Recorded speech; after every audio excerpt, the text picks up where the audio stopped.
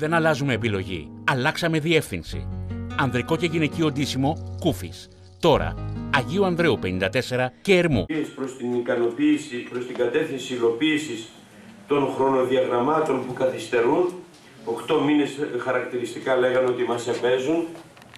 Έθεσαν επίσης τα προβλήματα που αντιμετωπίζουν στην ιατροφαρμακευτική περίθαλψη και πρόληψη καθώς και την εκπαίδευση των παιδιών τους, που βία έχουν διακόψει οι πόλεμοι και ο ξεριζωμός τους από τις χώρες τους. Τους ενημερώσαμε για την απόφαση του Δημοτικού μας Συμβουλίου που κινείται στην ίδια κατεύθυνση με τα αιτήματά τους. Αναφερθήκαμε χαρακτηριστικά στην απόφαση του Δημοτικού Συμβουλίου ότι ο Δήμος θα συνεχίζει να βρίσκεται αλληλέγγυος και θα στηρίζει με κάθε δυνατό τρόπο τους ανθρώπους αυτούς, αξιοποιώντας όλες τις υποδομές και τις δυνατότητες που έχει, αξιοποιώντας το σύνολο των δομών και των υπηρεσιών του. Είμαστε αλληλέγγυοι, στηρίζουμε τον αγώνα των προσφύγων και των μεταναστών για μια καλύτερη ζωή.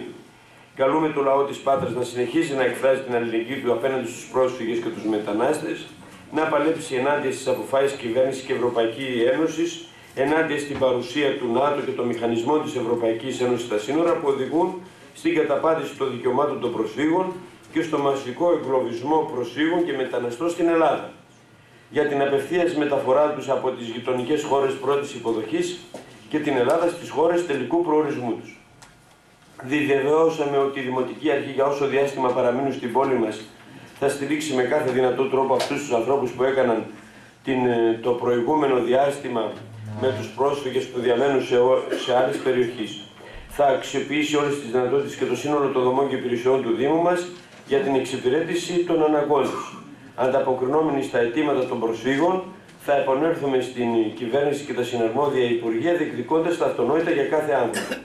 Το κράτος πρέπει να πάρει όλα τα αναγκαία μέτρα μέσα από τις δημόσιες δομές υγείας ώστε να πληρούνται τα κριτήρια διασφάλισης της δημόσιας υγείας όπως εμβόλια, ιατρικές βεβαιώσεις και πρόληψη ασθενειών. Να υλοποιηθούν με κρατική ευθύνη όλες οι απαραίτητες προϋποθέσεις για μια ουσιαστική εκπαιδευτική διαδικασία για τα παιδιά των προσφύγων. Το επόμενο διάστημα με όλες τις δυνάμεις, με όποιο πρόσφορο τρόπο θα προβάλλουμε το κύριο αίτημα των προσφύγων, να μπορέσουν να φύγουν για τις χώρες προορισμού τους και να επανενωθούν με τις οικογένειές τους.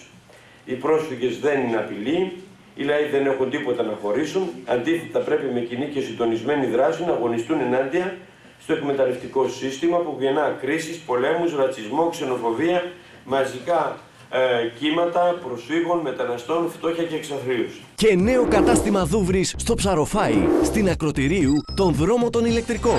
Η δική μας πατρινή αλυσίδα που εμπιστευόμαστε εδώ και 64 χρόνια μεγαλώνει με νέο κατάστημα, νέες προτάσεις τεχνολογίας και νέα δυναμική.